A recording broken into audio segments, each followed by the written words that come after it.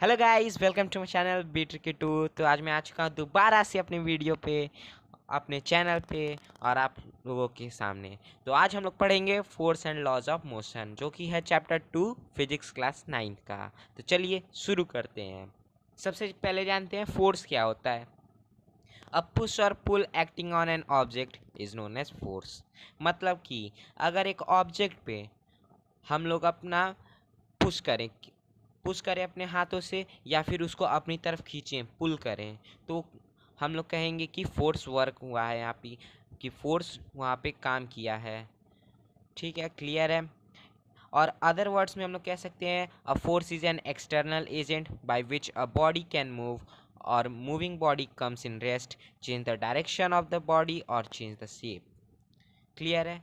मतलब कि जो बॉडी है वो चल भी सकती है, रुक भी सकती है, उसका डायरेक्शन भी चेंज हो सकता है और उसका शेप साइज भी चेंज हो सकता है। अब हम लोग जानेंगे इफ़ेक्ट्स ऑफ फोर्स क्या होते हैं। फोर्स के इफ़ेक्ट्स जो होते हैं कि force can move or tend to move a body. मतलब कि टेंड टेंड मतलब यहाँ पे मजबूर कर सकता है, मीन्स उसको कोशिश कर सकता है, मूव भी करा सकता है और कोशिश भी कर सकता है। एक बॉडी को मूव करा सकता है फोर्स, एक बॉडी को स्टॉप करा सकता है फोर्स, एक बॉडी का डायरेक्शन भी चेंज कर सकता है फोर्स, और यहाँ तक कि एक बॉडी का शेप और साइज भी चेंज कर सकता है। चलिए अब जानते हैं कि फोर्स जो है वो स्टेशनरी बॉडी को कैसे मूव करा देता है।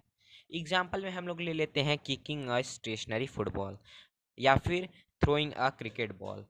अगर एक फुटबॉल यहाँ पे रखा हुआ है, उसको हम लोग अपने पैरों से मारे तो क्या होगा, मोशन में चला जाएगा, मूव करेगा। तो यहाँ से हम लोग फोर्स अप्लाई कर रहे हैं, जिसके कारण जो फुटबॉल है वो मोशन में चला जा रहा है। क्लियर है। अब जानते हैं कि फोर्स कैसे किसी बॉडी को स्टॉप कर सकता है। फोर्स जो है हम लोग अप्लाई करके फुटबॉल को रोक भी सकते हैं। जैसे कि अगर फुटबॉल किसी ने किक किया और उस पर अगर हम लोग पैर रख देते हैं, तो वो जो फोर्स है हमने जो अप्लाई किया उस फोर्स फुटबॉल पे, वो उसको रोक देगा। क्लियर होगा। चलिए अब नेक्स्ट जानते हैं कि फोर्स जो है वो डायरेक्शन कैसे चेंज कर सकता है।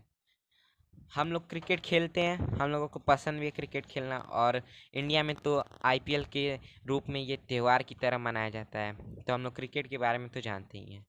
अब उसी से एक एग्जांपल है कि जब भी कोई बैट्समैन है वो क्रिकेट बॉल, कोई बॉलर फेंका और जो बैट्समैन है वो अपने बैट से जब बॉल को मारा, तो क्या होता है, बॉल इस डायरेक्शन में मतलब सीधे जा रही होती है बैट्समैन के पास, लेकिन वो कहीं भी उसको फ्लिक कर देता है और जो बॉल है वो दूसरे डायरेक्शन में चली जाती है।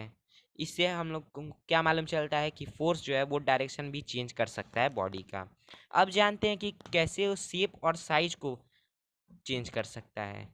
तो रिशेपिंग अ क्ले हम लोग एग्जांपल ले लेते हैं। कोई बच्चा क्ले बना रहा है, उसको फिर से कुछ बनाया, उसके बाद उसका फिर से साइज चेंज कर दिया, शेप चेंज कर दिया। उसके बाद स्ट्रेचिंग अ रबर बेल्ट, एक रबर बेल्ट है, उसको हम लोग स्ट्रेच करेंगे तो उसकी लेंथ बढ़ जाएगी, और छोड़ देंगे तो वो इसकी लेंथ छोटी हो जाएगी। यहाँ से लोगों को क्लियर हो गया है कि जब हम लोग फोर्स अप्लाई कर रहे हैं तो क्या हो रहा है, उसका शेप भी चेंज हो जा रहा है, उसका साइज भी चेंज हो जा रहा है। अब जानते हैं बैलेंस्ड और अनबैलेंस्ड फोर्स क्या होता है। बैलेंस कुछ लग रहा है कि बैलेंस होगा, अनबैलेंस कुछ अनबैलेंस होगा। बिल्कुल आप सही हैं। तो हम लोग जानते हैं बैलेंस फोर्स क्या होता है।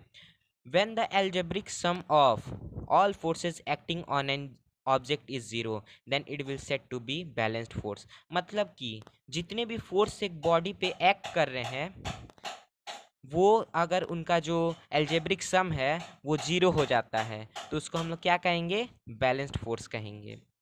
अब जानते हैं अनबैलेंस्ड फोर्स। अनबैलेंस्ड फोर्स क्या होता है। When force acting on an object is not zero, then it is said to be unbalanced force. मतलब कि जो फोर्स है अगर किसी बॉडी पे एक्ट कर रहा है वो जीरो नहीं है, कुछ और है, तो हम लोग क्या कहेंगे कि अनबैलेंस्ड फोर्स एक्ट कर रहा है। क्लियर है। यही कुछ डिफरेंसेस हैं बैलेंस्ड फोर्स और अनबैलेंस्ड फोर्सेस में।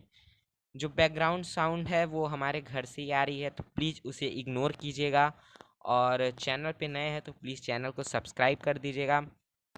हमने पिछले लेक्चर में हम लोगों ने मतलब पिछले के हमारे वीडियोस में हमने मोशन चैप्टर कंप्लीट कर दिया है। अगर आपने नहीं देखा तो प्लीज़ देख लीजिएगा, मैं लिंक नीचे डिस्क्रिप्शन में दे दूँगा। तो चल आज के लिए हम इतना ही, और नेक्स्ट लेक्चर में हम लोग न्यूटन्स के लॉज पढ़ेंगे जो मोशन के हैं, Newton laws of motion. Thanks for watching this video.